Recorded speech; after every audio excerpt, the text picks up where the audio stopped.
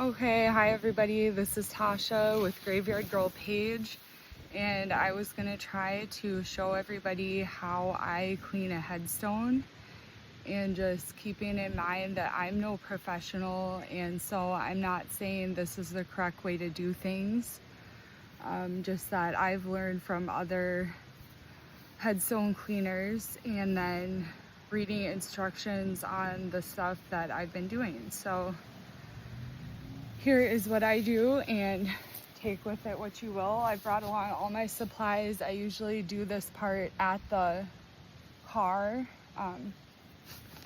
I take this Orvis paste jug, and then you'll see I have a variety of brushes in here, and I judge based on the stone or whatnot. And I'll also keep in mind, I've done this part already. I've taken photographs of the stone from all sides to document the before. And I've also just kind of gently wiggled the stone. It's not 100% stable, but it's not going anywhere. So we're just going to be very gentle on the stone. And then anyways, I just dip one of my little brushes into this Orvis paste, get a little on there, and I'm done with this part. So I usually leave this at my car. And then I have this isn't quite a gallon, or I'll bring a gallon jug of plain water. And you don't want it to be too hot, too cold, you know, kind of warm is okay, but I wouldn't do any extreme temperature change with that, so. And then I've selected this stone. I can't even honestly read it. I think it says Lewis Cody, 1914 to 1915. And so I'm at the Riverside Cemetery in Aberdeen, South Dakota, and I have permission to clean the headstones here. So the older headstones, like for kids, pioneers, and vets, is what I've asked for. So first process is I have my hand pump sprayer also filled with plain water, and I'm going to wet the whole surface of the stone. You can't tell, but the back is also pretty dirty, so we want to wet down all the lichen. Also, I like to pick like the grass or weeds from the stone prior to getting it wet, and this one didn't have a whole lot of that going on. So then I take this flexible plastic scraper, and it just happened to be this tool that my husband used for applying window tint, and I gently scrape what I can of the lichen off the surface of the stone while bracing it so that it doesn't go anywhere.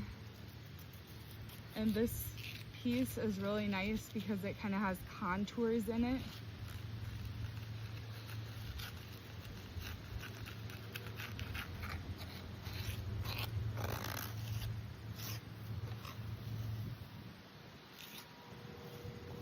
And then you go down the sides.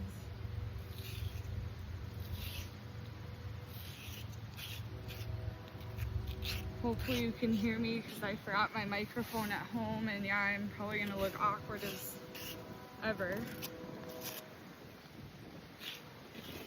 And now I'm getting the back, which is pretty dirty.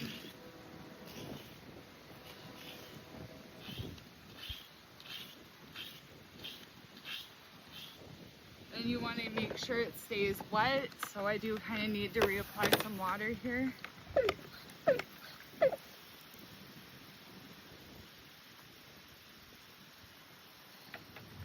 It's really hard to scrape off the lichen with just the brush or the soap if you don't kind of remove it first, and you can't get everything, and that's not really the goal. You can't really make this look perfect, especially on the get-go, but we'll do our best here right away. Can pretty much remove most of this lichen. It's coming off quite easily, so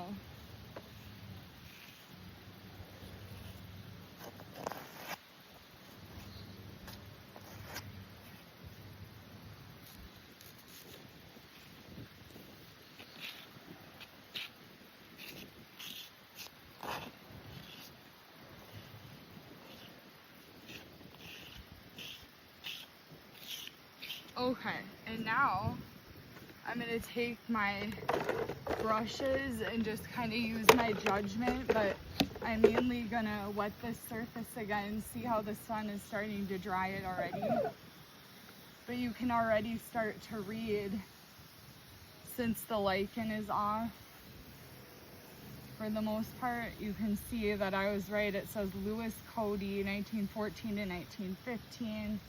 There's some other detailing on this stone that will be nice to see if we can read that. Or I mean, like, see if it says something else, which I think it does. And then some design work here. And again, this is like a natural bristle brush. It's very soft, applying pretty light pressure here.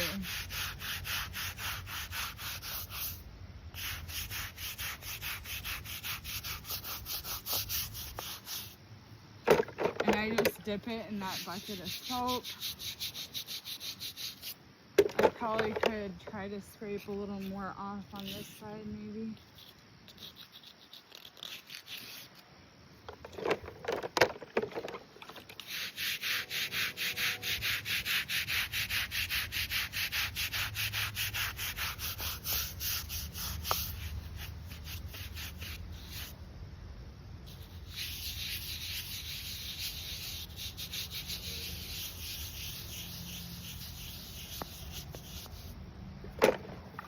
Already I can see that it's coming quite clean here.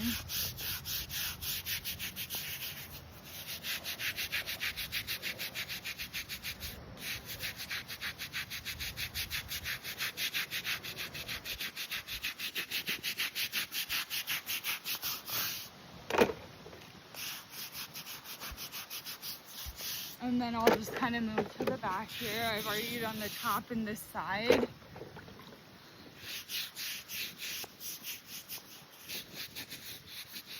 And yeah, you're probably gonna get a little dirty.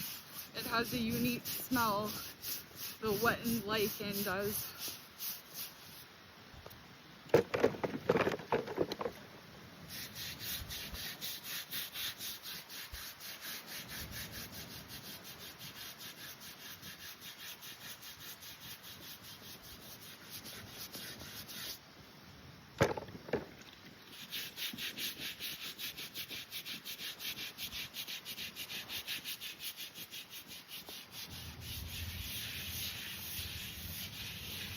That's pretty good for that.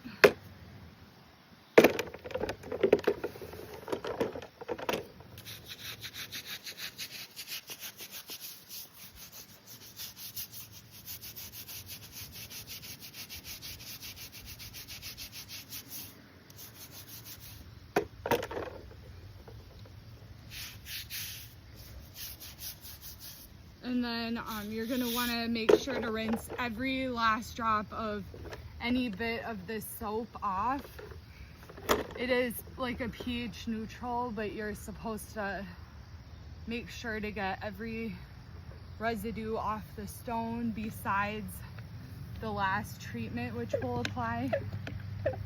So I like to start on top because it'll just use gravity to take the rest of the water down the stone. This one has kind of a sticky texture, which is keeping the grass clippings on there, but you don't want to use any type of like a pressure washer, no type of a wire brush or anything like that.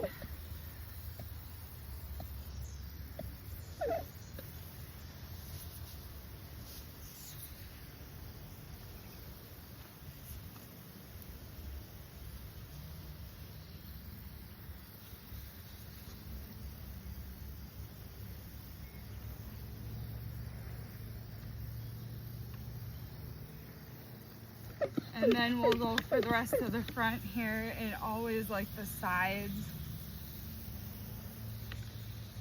Sometimes I just rub the lichen again with my hands, which will take it right off, but like I say, you don't always have to get every last bit of it.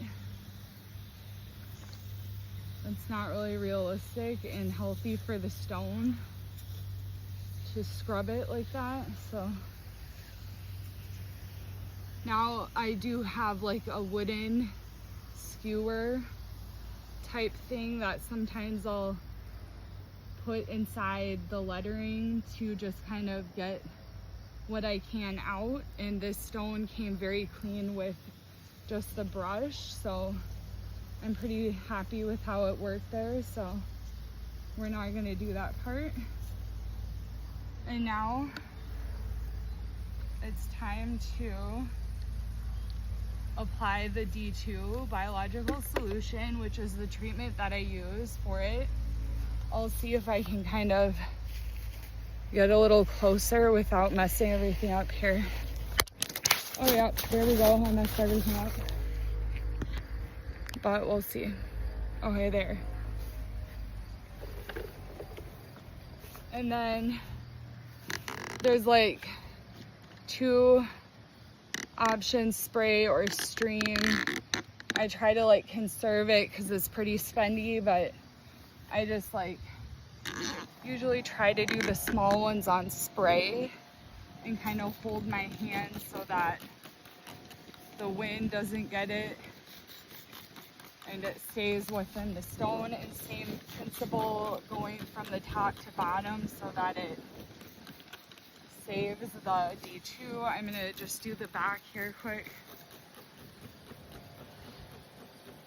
And then I do apply some to the base.